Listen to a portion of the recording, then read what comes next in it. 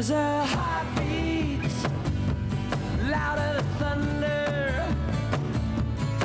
Revolution is in the air.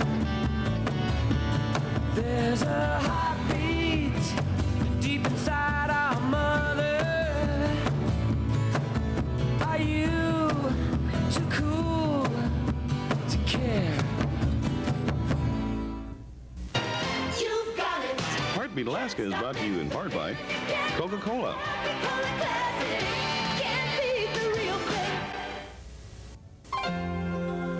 Cook Inlet Region Incorporated, an Alaska Native corporation promoting economic and social progress for people throughout the state. By the generous support of the Alaska Native Health Board.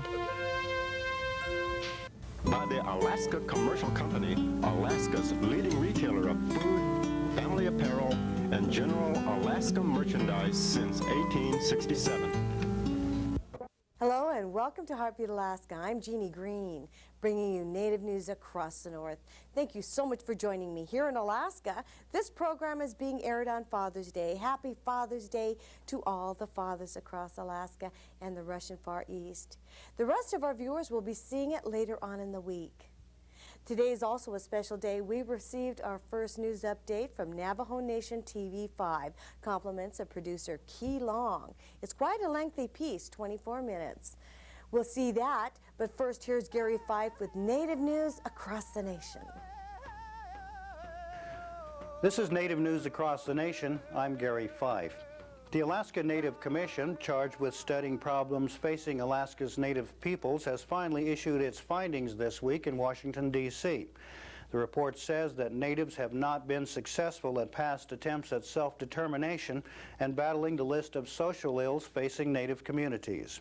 The Commission was founded in 1990 by Congress to take a comprehensive examination of the lives of Alaska Native peoples and report back to Capitol Hill with recommendations for solutions. The new study has drawn a bleak conclusion for the future. It says in part that there is no end to the downward spiral. In order to improve the outlook for the future, the Commission recommends restoring subsistence hunting and fishing rights for Natives, improving health and sanitation conditions, more tribal courts, and improving educational and cultural opportunities. The Mashantucket Pequots of Connecticut continue to forge ahead with their gaming successes. In fact, the tribe's Foxwood Casino in Ledyard, Connecticut just became the world's largest operator of slot machines. The Pequot Gaming Hall added 1,200 new one-armed bandits over the Memorial Day weekend. Their total now stands at 3,875 machines making cash for the Pequot Tribal Treasury. The Foxwood Casino has been expanding on the Pequot Reservation. It now includes 2 hotels, 2 casinos, restaurants, stores, and an entertainment complex. At one point earlier this year, the tribe was estimated to be making about $1 million a month from their slot machines, and that was before the recent addition. The effect of smoking among Natives has shown the habit to be taking a greater health toll among them than any other segments of the U.S. population. But if you're a Native person who would like to quit smoking, a Phoenix, Arizona Native man has a cassette tape that he claims will help. Manny Two Feathers says he smoked for 37 years before developing his tape. His method calls for smokers to listen to the tape, but his message never calls for smokers to quit or even change their habits. But after 4 days, they must stop. Two Feathers says 1 to 2 weeks after quitting, you can stop smoking. He says he believes that the Great Spirit brought him this method to help him and others quit using tobacco outside of traditional Native use. The U.S. Senate has approved a bill to safeguard pension benefits of Alaska Native veterans. The bill was introduced to correct a decision by the Veterans Administration. The VA was counting dividend checks from Alaska Native corporations sent to Natives who are veterans as part of their income. The VA then reduced Native veterans' benefits. Bill sponsor, Alaska Senator Frank Murkowski, declared that Congress intended Native dividends to be disregarded for the purpose of VA pension benefits. Fairness to Native citizens require that all federal agencies be required to honor that agreement. The VA's attitude and ruling, Murkowski said, would certainly cause real financial suffering to poor and disabled Alaska Native veterans. And finally, the army of Mexican native farmers and peasants who started an armed insurrection against the federal government of Mexico has rejected their government's latest offer to end the rebellion. After studying government proposals, the native Zapatista Army of National Liberation turned it down. Mexican federal officials had made an offer they believed to be generous in making land and social reforms demanded by the armed native rebels, but they refused to budge on political reforms for the state of Chiapas. Zapatista leaders rejected the government plan, saying the supreme government of Mexico couldn't be trusted. Both sides are now frustrated, but they say they will continue to honor a ceasefire that's been in effect since January 10th. The Zapatista the Zapatista National Army of Liberation began its revolution on New Year's Day. This is Native News Across the Nation. For Heartbeat Alaska, I'm Gary Fife. Thank you, Gary. Stay tuned now. Don't go away, because right after these messages, we have our first official Navajo Nation news. Compliments of Kee Long. Many times our Alaska Native culture is lost through alcohol and drug abuse. At Aquila House, we can help you regain your life as well as your heritage too. We use a holistic treatment approach for physical, mental, and spiritual values to come back to you.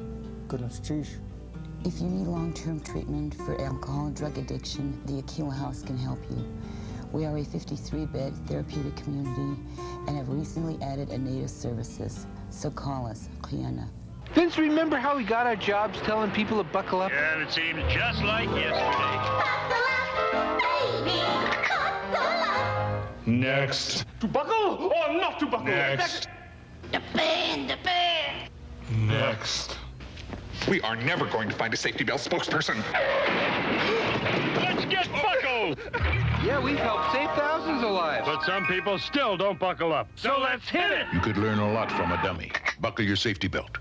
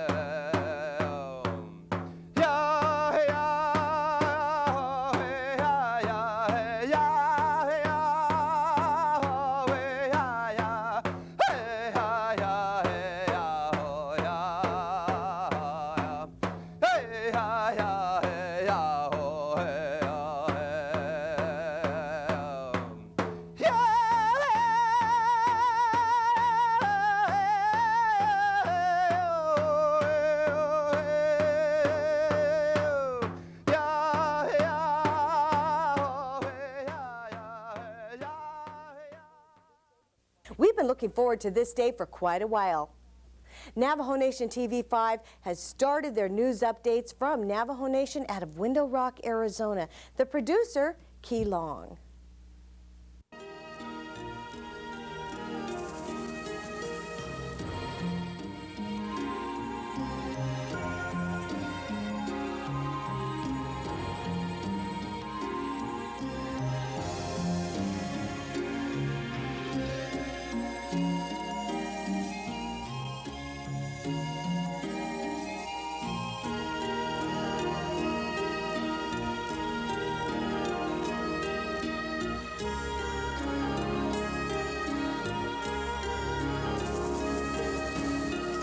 Yat e taasi lo naho consokeda hat in Alaska out in the Canadian.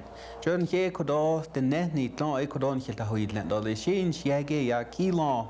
What I've just mentioned in our own language, the Dene language, is hello Alaska, and those of you that live in Canadian. I want to welcome you to the Navajo Nation Update program. First off, let me introduce myself. My name is Kee Long, Office of Broadcast Services. That's the program that we work for, and we call this program Navajo Nation Update. My hat's off to Jeanie Greene. We've been running her programs, Heartbeat Alaska, and One Sky Productions for the last 6 months or so, and we're no strangers to the people up there, because a lot of people have been watching your programs, and I imagine you're looking forward to looking at some of our programs. So this is a beginning. The program that we're about to see is a special program to us. We have a long history, and we want to present those type of programs to your audience, Jeanie. What will be coming up next is the program dealing with our production here in Window Rock, Arizona. We're located in the state of Arizona, even though our reservation lies in 3 different states. It reaches New Mexico, it reaches into Utah. We have a big land base. If you're familiar with the continental United States, our reservations is about the size of the state of West Virginia. Our numbers are increasing every day, as it is throughout Indian country. Statistics so far indicate that we number about 300,000, but most of us aren't living on the reservation. We're living in all the cities across the United States, and I'm pretty sure we have some Dene people up in Alaska and Canadian. We want to say hello to them, and also throughout the villages. So there was a recent program that took place in Fort Sumner, New Mexico. It's about 300 miles east of the reservation. Back in the frontier days, frequent conflicts between frontier settlers and the Navajo took place. Raiding by other Indian tribes was dealt with harshly, but the practice of Indian slave trade, the underlying cause of much of the raiding, was largely ignored by both the Spanish and the American governments. Between 1805 and 1861, at least 13 separate treaties were signed by the Navajo and the governments of Spain, Mexico, and the United States. The Navajo were controlled by several headmen, and a treaty with one headman was not always recognized by the other headmen. Thus the conflicts continued. In 1863, James Carleton ordered Kit Carson to round up all the Navajo. The people fled and hid, but the army troops burned their crops and killed the livestock. Faced with starvation, many Navajo surrendered during the winter of 1863 and 1864 and were marched nearly 300 miles to Fort Sumner in southeast New Mexico. Eventually, some 8,000 Navajo made the long walk to the place they call Huelte. At the fort, they live in makeshift huts and were taught the white man's way of farming. But each year, insects and storms destroyed the crops. Many people died from diseases. Always, the Navajo begged to go home. In May of 1868, a federal peace commission headed by General William Sherman arrived at Fort Sumner to hear Navajo claims. Barboncito, a Navajo chief, was chosen to speak for the Navajo. And after 3 days, a treaty was agreed upon. The Navajo were returned to their homeland at last. But memories of the suffering at Fort Sumner would remain as a dark cloud over the Navajo people for many generations. On June 1st of 1994, a commemoration took place at Fort Sumner, the place I just mentioned. In our Navajo language, we call it Huelte, meaning that it's a place where there was an encampment of Navajo people that were incarcerated. There, about over 300 people came together to commemorate not only the treaty signing, but it beginning back in 1868 up to the present of the trials and tribulations of the Navajo people. The elderly teaching, ever since 1868, their teaching was to never go back to this place of encampment where the people suffered for 4 long years. But the understanding is that our younger generation, the young students that are going to elementary, high school, and college, need to relearn our culture, need to relearn the Navajo language. That was the whole reason behind returning back to Fort Sumner, New Mexico on June 1st, 1994. Not only the Navajo were incarcerated in Fort Sumner, New Mexico, other Indian tribes were Mescalero and Apaches. Those came together at this site on June 1st. I'm really not accustomed to being in the company of this type of leadership, but you know, people through time and place throughout history have called out leaders to lead them, and by and large, the pictures that we have painted in time and come out of the minds and the hearts and the wills of those leaders that we select. And I'm thankful that we have a group gathered here today before us who will lead us in a time of harmony and a time of joy. For last night I was here and I heard laughter. And I heard little ones laughing, and I heard teenagers giggling, and I heard people telling stories, and these are the things that bring us together. And these are the things that we hope are in the minds and hearts of our leaders as we gather here today. I would like to express a personal wish of mine, and I know that it is also the hearts of many others in Tobacco County and Fort Sumner, and throughout New Mexico, and perhaps even the nation. And that is, at this point in time today, and at this place here, that we start a point in our journey that will lead us to have thankful hearts because of the things that our grandfathers, and particularly the Navajo grandfathers and grandmothers, endured. Because it was their endurance that brought us the opportunity to laugh, to sing, to hope, and not have lives full of despair. And so I'd like to say thank you to those people. I'd like to call up on the Governor, Bruce King.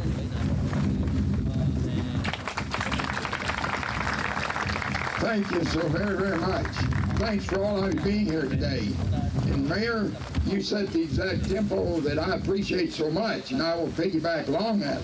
But it's such a pleasure to be here with President Zah today. And President, it's nice we could be here. It's great to have Congressman Richardson with us, Senator Pinto, and Representative Morgan, and Senator Pete Compass, and Fred. It's great to have you, and Moscalero.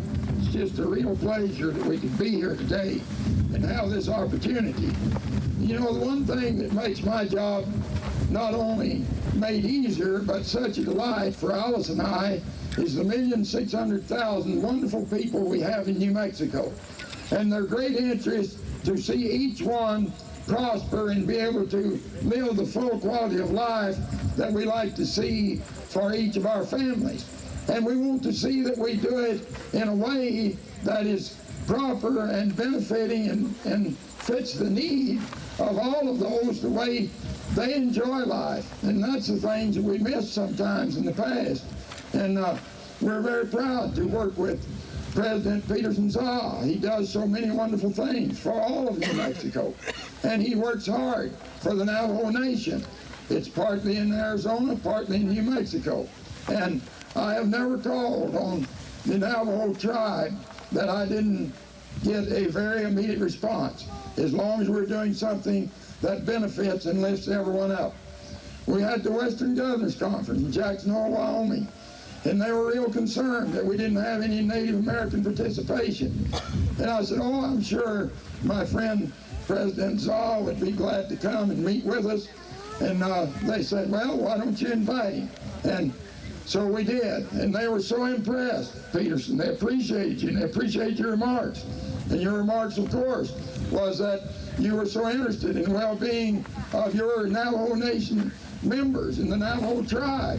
And you've done a very good job in that. I'd like to recognize Representative Bill Richardson of the state of New Mexico.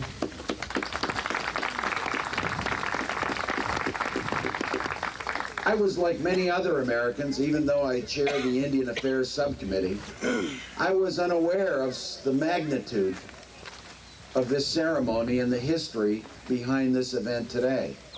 That 9,000 Navajos were captured here, that 3,000 were killed, that there were 450 Mescalero Apaches here too, and that there was such a collaborative effort that involved my good friend Governor King, who the clincher was that President Zah said Governor King will be there. And if there was a small way that I could acknowledge Governor King's contributions to the Indian people throughout the years, and the fact that it's been through the state of New Mexico and Governor King that has taken the lead in creating this monument through the efforts of the state, that I wanted to be here too. And when I learned that Senator Campos and Linda Morgan and John Pinto had worked so hard in the New Mexico legislature to get some of the funds for some of the planning initiatives here, then I recognized that we were talking about not just the executive branch and the legislative branch. And when I learned from the mayor as I was driving in from the airport that Fort Sumner, that the city had donated the land, and in a community already rich in culture and American history, that we would have an opportunity to commemorate this very important event, I for sure wanted to be here. Turn this program over to President Zah. Yesterday, as I was coming over, the distance is so tremendous. And I kept on wondering about how in the world our people did it. Not on a horseback, not in a wagon, not in a car on the highway, but they walk, simply walk. Imagine the endurance, the will to live that they had back in those days. And they came to this place called Huelde. And they suffered here for 4 years. They also were very wise, extremely wise, and they knew that if they can somehow get back to Navajo land, that we were going to grow to the kind of nation that we now have in the midst of our own country. Because many of us know that, some of us came here with some mixed emotions, disillusion about what had happened. But you know, we can't lose sight of our own hopes within our own blood and within our own mind. That there's still a life to live, that we must come together to understand and to respect one another. 1868 treaty was signed in 1868, but it was commemorated again on June 1st, 1994, with the unveiling of the plaque here. The prayer written in Navajo talks about the life of the Daney, the Navajo people, from the beginning of Fort Sumner to the present time. Many people were in attendance, young and old, that came together to witness the commemoration and also look at the tragic history of the Daney people after spending 4 years incarcerated at Fort Sumner. Also, a point, Bosque Redondo Memorial is also being planned at this site. It will be a big memorial that will stand there to whomever visits the site of Fort Sumner. Also, other conditions of the 1868 treaty was Under the terms, the government agreed to allow a schoolhouse for every 30 Navajo children, and that was a beginning. To this day, we have many Navajo college students throughout the whole United States. Another topic that we'll be showing you today talks about the economic development initiatives of the whole Navajo Nation. As I mentioned before, the Dene people are expanding. We'll reach almost 300,000, and one of the major communities is the capital of the Navajo Nation, which is Window Rock, Arizona. Many people come together here on fairs, during special events, such as commemorations of certain tribal events. Also, the people that work and live here are people that are from the rural areas, but they come here looking for employment. So connected that, the United States Postal Service and the Navajo Nation dedicated a new Window Rock post office on Thursday, June 2nd, 1994. We have a big shopping center here in Window Rock, Arizona, and right next to it is this new building that will house the Window Rock Post Office. Window Rock community is one of the 5 major communities on the Navajo Reservation. And not only Window Rock people, but people from outlying areas still walk in or drive in their pickups many miles to come to Window Rock to pick up their mail and do other businesses. We have slowly been connecting paved roads to Window Rock area, but many of our roads still today are dirt roads. And when we have the rainy season, when we have the snow, sometimes these roads are impassable. And the need for pavement, the need for better roads. We'll be looking forward to receiving more programs from Jeanie Greene. Thank you once again for joining us on the Navajo Nation Update. Thank you so much, Kee Long from Navajo Nation TV5. We'll be looking forward to more news packages from Indian reservations and communities throughout the United States.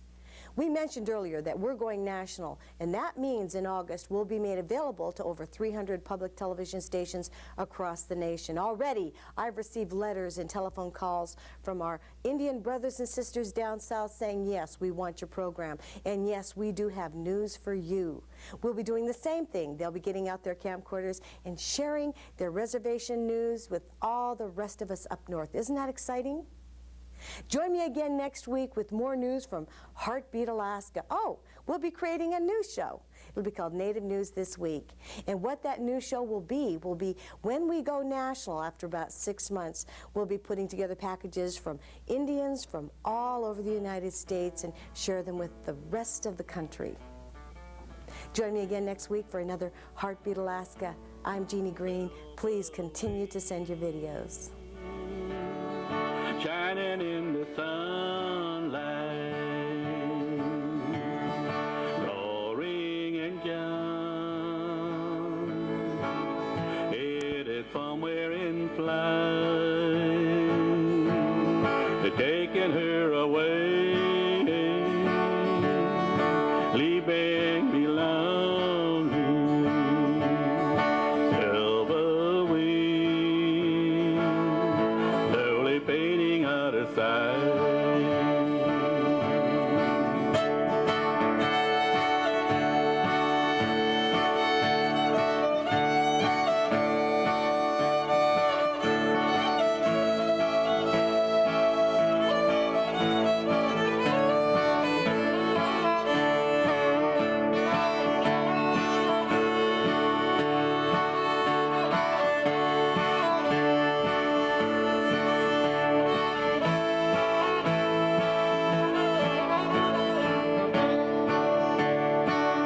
Don't leave me, I cry.